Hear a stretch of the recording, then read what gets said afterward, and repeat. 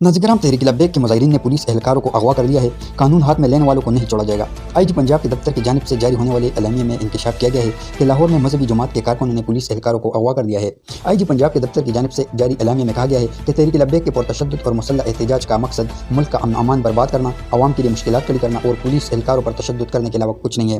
एलामिया में कहा गया है कि यह गज़ा के मज़लूम आवाम से किसी तौर भी इजहार यकजहती करार नहीं दिया जा सकता, जबकि गज़ा में अमन मुआहदा हो चुका है, जिससे वहाँ के मुसलमान न सिर्फ मुतमईन है बल्कि अमन कायम होने पर अल्लाह का शुक्र अदा कर रहे हैं। और तहरीक लब्बैक पाकिस्तान मुल्क में तोड़ फोड़ करके एक ऐसे बैरूनी एजेंडे की तकमील चाहती है जो गज़ा में कायम होने वाले अमन को सबोताश करने के लिए काफ़ी है। IG पंजाब का कहना है कि ऐसे इक़दाम से वाज़ेह नज़र आ रहा है कि TLP को गज़ा में अमन कायम से कोई सरोकार नहीं और ये रविश इसराइली इंतहा पसंद यहूदियों के मिशन को तक़वियत देने के मुतारादिफ है।